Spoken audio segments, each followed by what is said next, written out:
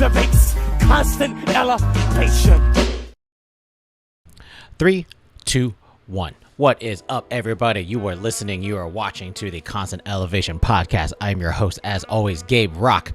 Hope you guys are doing well in this June. It is June 2nd, my normal Thursday afternoon recording session.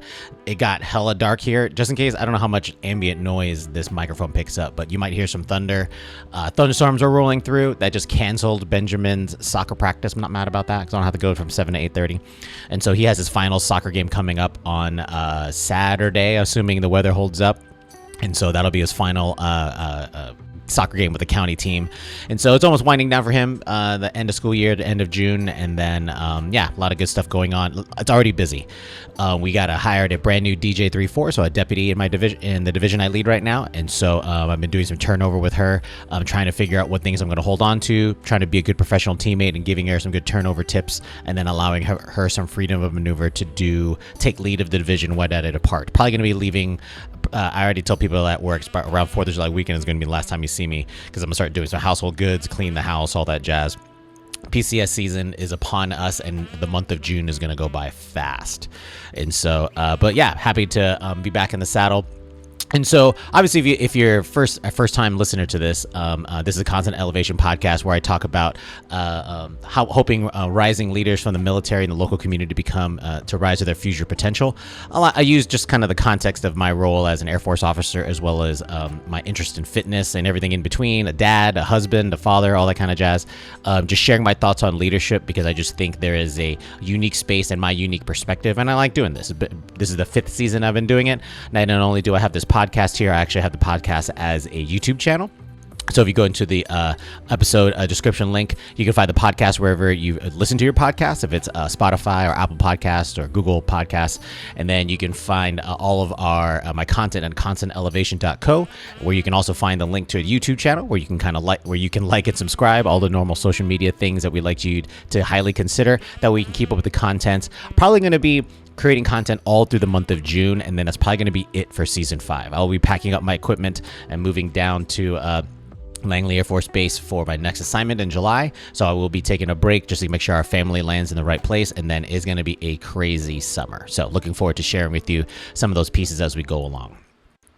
So kind of like in the realm of podcasts, I've shared this probably in a previous episode, but like I'm in addition to hosting my own podcast, I actually like listen to a lot. I started listening to podcasts in 2015 when I was going to school at Marine Corps University. It was like a 45-minute commute each way down to Quantico from where we lived in Kingstown, and so I started listening to podcasts there. And so the numbers of shows and that I started listening to ebbs and flows. So I want to give you some context as far as what this episode, as far as role of a coach equals the role of a leader.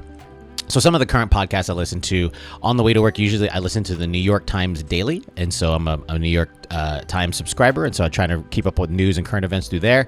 Good, like 20 to 25 minute commute. And so I enjoy listening to that when I go into work.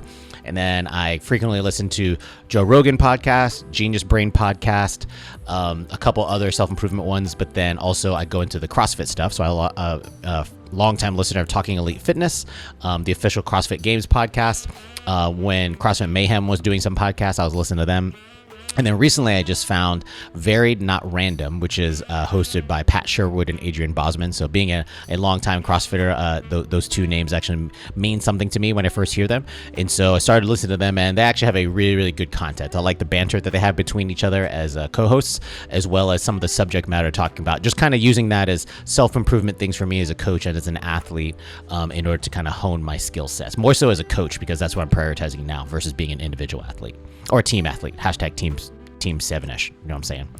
So the idea of the topic for this week came from one of their podcast episodes, and the link is going to be in the description below. And so it talks about, like, the name of their podcast was episode, I should say, was the role of a coach. And so I re-listened to it a couple times and took some notes, and I found that was going to be like, hey, some of these things actually apply to what I believe is the role as a leader in the Air Force. I originally wrote that as a role as an officer in the Air Force, but I wanted to be more inclusive, and so I just wrote leader, because you can lead from any position, officer, enlisted, or civilian in the Air Force. And so I think it's important to make sure that I was being as broad of a spectrum. Ooh, that was a big old thunder. Trying to have a broad spectrum of what I expect, I believe a role as a coach can be a positive influence as a role as a leader. So I have 4 points this week, and bear with me as I'll talk a little bit about the role of a coach, a summary of my thoughts of what they were explaining, and then how I'm going to remix that to a role of a leader. Okay. So first one, the role of a coach is to be a clarifier. Okay. And so what's going to happen is, so I'm a normal morning 6 a.m. coach at Revival Fitness, and I've been coaching there for about 2.5 years, and all kinds of athletes have been coming through their doors.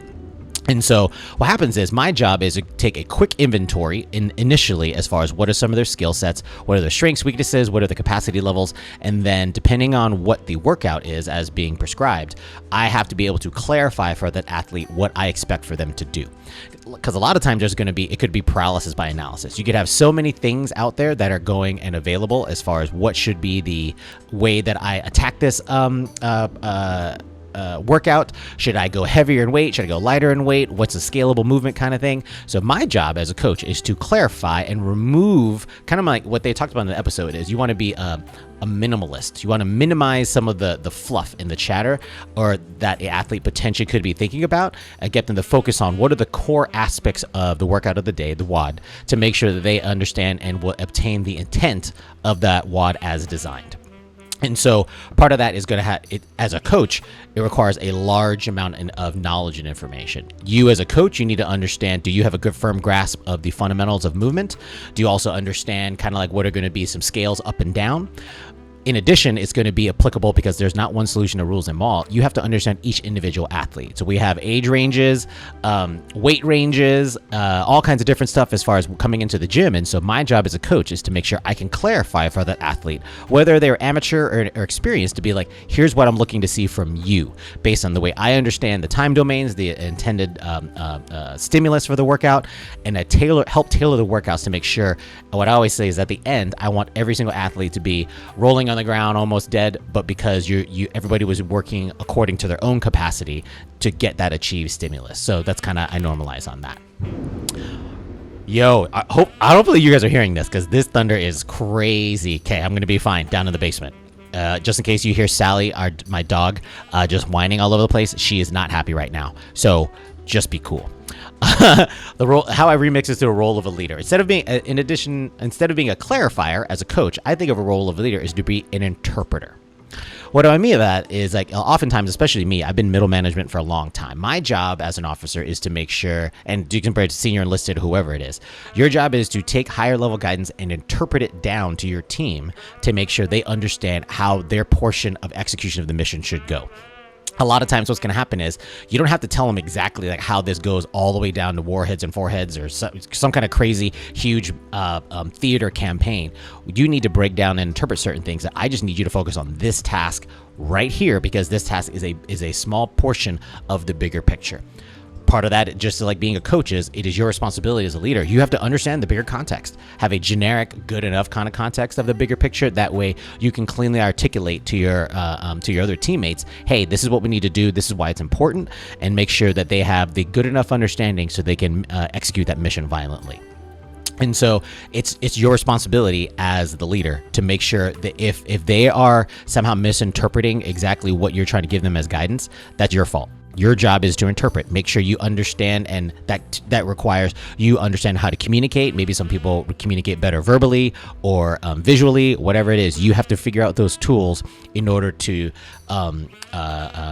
pass down information correctly so your teammates can execute the mission. So interpreter, I'm not kidding. As far as being a cyberspace operations officer, I find my job is always interpreting a lot. You know, it's interpreting my nerdery of my cyber world to the pilots that lead the Air Force or to any other functional community. Although I understand the importance of communications in cyber, it's my job to make sure they understand the importance as well and how I can support them. And so interpreting your role as the leader, helping interpret the role of their team within the bigger context is very, very important. So role of a coach, be a clarifier. Role of a leader, be an interpreter. Very similar, two sides of the same coin. Okay, part 2. Role of a coach, be the voice of reason and sanity that allows progression towards both short and long-term goals. I'm going to read that again. Be the voice of reason and sanity that allows progression towards both short and long-term goals. Again, if you go to constantelevation.co and follow the show links, you'll see the full form version of all my notes. You can kind of read there just in case my delivery is kind of off. So as a coach, what's going to happen is, and I learned this well from my time at CrossFit 808, the idea of understanding that my coach is not necessarily to be my friend. They need to be making certain decisions outside for me because they have a better picture of what are my both short and long-term goals. In the CrossFit world, in the functional fitness world, a lot of times what that means is, like I said, scaling accordingly. I've met too many, and actually preserving the idea, for instance, like for last week when people were doing Murph, more than likely, I did it with early on Saturday morning. If I saw somebody doing Murph with a weight vest but using a band, I would probably tell them that you should not wear the vest. I have told people, don't wear the vest. You're missing the entire point of the workout. If you're still needing assistance using a band, then just be confident and be proud of doing with a band, and eventually graduate up, develop your strength to the point where, okay, now I can do Murph without a band. Now I can do a Murph with maybe like an 8-pound or a 10-pound vest, and eventually graduate it up to the 20 or 14-pound standard. It doesn't do you any good. It gives you a false sense of accomplishment if you're trying to do something that's outside of your comfort zone. That's a different thing I'll talk about later. But as far as you're missing the intent, the coach is supposed to be there to help you make some of those decisions, because your ego is going to want to do things, and a good coach will be like, no, you're not going to do that. You're going to do this because this short term, they're going to see it as a short-term loss. I'm going to see it as a short-term win. The fact that you're attacking this workout accordingly will actually be an accomplishment in the bigger picture of your long-term goals, right? And so just because that short-term feeling of like, oh man, I'm so awesome, I'm a fire breather, are you though? I don't think you are. I think there's actually some other pieces, and that's okay for that portion of your journey where you're at right now. Nobody should be embarrassed of where they're at in their fitness journey. We all have different individual things we can work towards, but own it.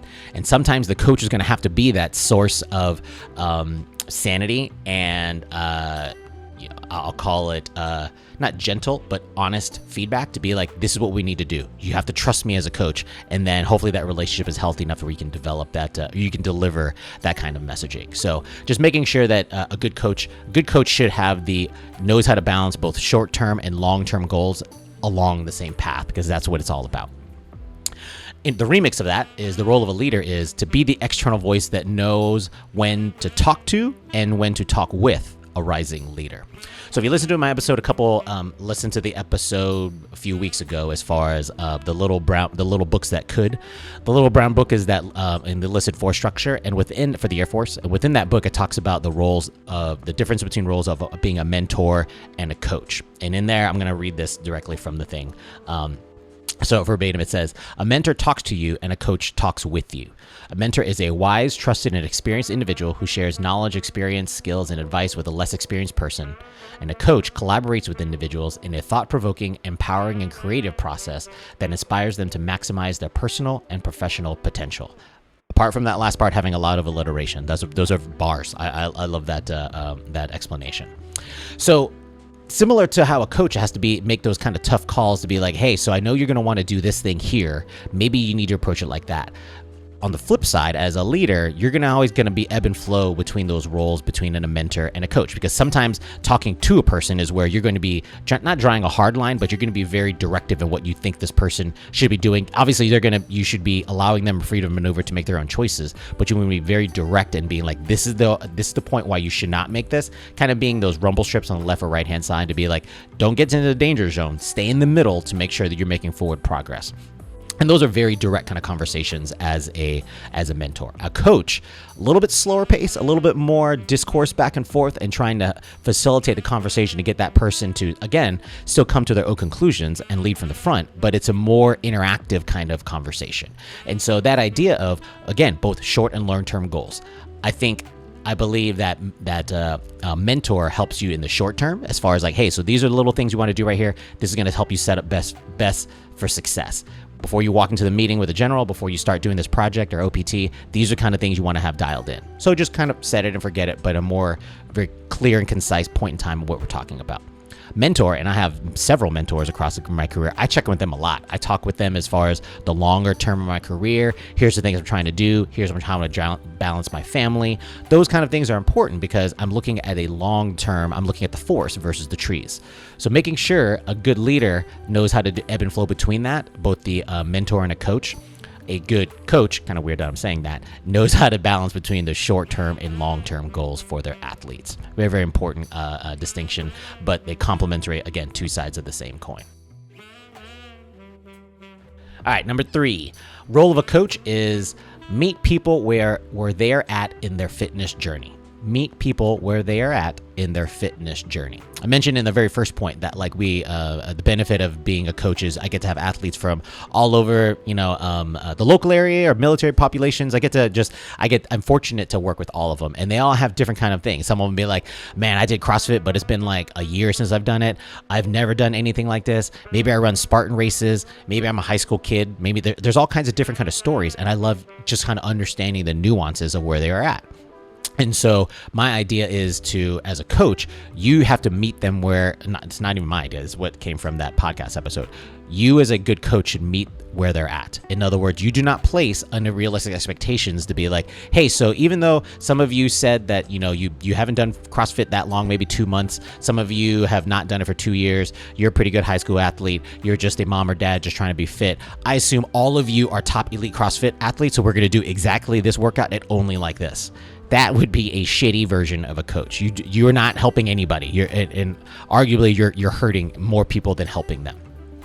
So that idea, as far as meeting them on their journey, everybody's individual, right? And so even though I've been doing CrossFit for 10 years, I still have a lot of improvement areas, stuff that I'm comfortable with, stuff that I love still trying to learn how to dial in. I find Olympic weightlifting is like golf. Like it's the seek perfection. You're never going to earn perfection. It's the goal and journey of seeking how to get that perfect lift. And so, that idea of allowing some space and allowing some nuanced conversations with your individual athletes and help wherever they're at in their fitness journey, your job as a coach to help them move forward. Pick up some of those strengths and weaknesses, dial in those things, have those conversations, just give a shit, to be honest, and actually listen to your athletes. You'd be surprised how much that gives them some motivation to kind of do better. On the flip side of that, the role of a leader is meet people where they're at in their professional journey. So, same thing with what I think about what I wrote down is, spoiler, not everyone in their career immediately starts off as a colonel or chief master sergeant. They're not, right? All of us are. I used to be a butter bar lieutenant, and I didn't know anything from whatever, and then slowly, climbed the ranks as a CGO and an FGO. And so along those ways, I had to learn how to perform at that specific rank. A lot of times I would be challenged, and this is probably where I would give credit to my mentors, as far as they knew that they saw me performing at a certain level, and they would push me a little bit out to my comfort level just to see how it would respond. And some of those things are trying to understand, are they ready to perform at the next level of responsibility, promotion and rank? But it also could be wider in level of responsibility as far as scope. But those kind of things are kind of within, you don't give a lieutenant a colonel level product. Or project, I should say. That's not appropriate. I think if you treat that same thing as far as when you're going through the Air Force and you understand, you're a brand new airman, this is your first kind of thing. Have you ever done anything in cyber defense operations? No? Okay, that's important to know. We'll figure out how I need to treat that relationship and help and mentor you in a different manner as a good leader before just assuming, well, clearly you're hired on, everybody knows about cyber stuff. Spoiler, it's not. We all come from different backgrounds. That's different from saying, obviously like AFSC skill level qualifications for the enlisted force, or certain kind of qualifications or certifications for the officers. But depending on those experiences, not every colonel, not every master sergeant, whatever, is built the same. And so you have to understand those nuances and context of that professional journey. Give them credit for credit is due, but also understand how can I make sure that I'm not just speaking through you with all these things, just assuming you're just going to keep up with me, versus taking the time to make sure, hey, so tell me where you're at your professional journey and how I can help you even further those chapters in your own story. So very, very similar. Role of a coach, meet people where they're at in their fitness journey. Role of a leader, meet people where they're at in their professional journey. All right, final point. Role of a coach. The best coaches try to make themselves obsolete. I think that's pretty good. And granted, I think there are some sports to where the head coach is very much a pillar within the team, and it's a specified kind of role. Like if professional sports, there's always a manager and always a coach or something like that. But in functional fitness, as far as your own personal fitness kind of things, you can have. I've had multiple coaches. I've had really, really good coaches. And then I've had, I would say just they're on different parts of their fitness journey as a coach, me included. I'm not claiming to be the best coach. I definitely have my strengths and skills, but I can always be better. But I've been fortunate to have a large amount of good coaches. So what I mean by that is to make themselves obsolete is your job as a coach is actually to try and make your athlete as self-sufficient as possible.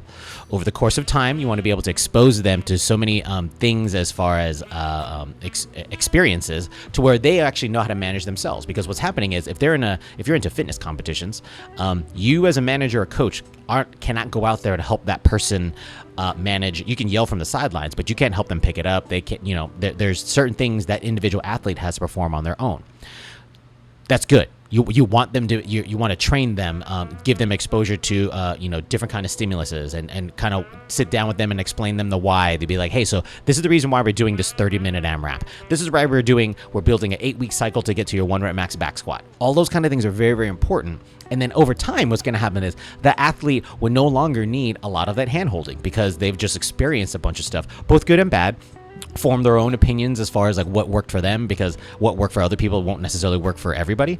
And so just having that experience, I think, is very, very important. And a good coach eventually will be able to kind of like, when you're helping your kid ride a bicycle, at some point in time, you have to let go. That's what a good coach is going to be doing. And then you can wave at your kids as they ride their bike by themselves. So that's what you want to do as a coach. As a leader, the best leaders are going to actively grooming their replacements. So I've said this before to the point where I have a lot less Air Force in front of me than I have behind me. So all I'm trying to do is become a better coach, a leader of leaders. And so I want to be able to have a positive influence on whoever I get fortunate enough to lead, to be like, this is what the kind of leaders, these are those artifacts, those points of performance. As a leader in the Air Force in 2022 and beyond, this is what we need to be. I want you to learn from my mistakes. Don't do these things, but really flesh out these stuff. What ideas do you have? Those are the kind of things I don't want to do, because arguably I want to raise as an officer, I want to raise a cadre of officers that are way better than me. And I already know some of them are significantly technically better than me, but I want to help influence the human element of that, because the Air Force is full of humans. We're not full of robots. And so we want to make sure that we're grooming and developing the top level kind of leaders that the Air Force needs, and eventually are going to take my place and the place of the rest of the FGOs and senior officers currently in the Air Force. And it's not... I don't take it as a, well, you need to make sure that you are... what do you want to call it? Inseparable. Like when an organization starts to fail because their leader is on leave or whatever it is, that's a terrible organization. That leader needs to be able to be empowering and training their replacements, the people right below them, to kind of perform when they're not there, or else this is going to be just a poorly functioning organization. And so, yeah, those are I'm personally focusing on trying to groom my replacements, and that time is going to come. We're going to hang up the uniform. I'm going to be thankful for my family that they will be there when I tend to hang it up, or when I will hang it up, and I will look back and be very, very proud to see some of those other junior enlisted and officers become senior enlisted and officers, and this is going to be an amazing feeling. So those are my thoughts this week. Role of a coach equals the role of a leader. You could see that I did a lot of flip-flopping back and forth, where I can kind of see, I can apply the principles to both as a fitness coach as well as a leader in the Air Force. And I hope me sharing those kind of thoughts give you something to think about, and how you can apply them in not only in the gym, but hopefully in your professional workplace. So again, like I said before, if you haven't liked or subscribed on the YouTube channel, please highly consider that, and also subscribe to the podcast. I have not checked any of the 5-star ratings or anything like that. Maybe I'll do that just to see. If you want to leave that'd be really cool. And the thunder has sort of stopped. I can see a little bit more sunlight coming out. I gotta go check on my dog. So you guys stay safe out there in June, and we'll talk to you next week. Peace.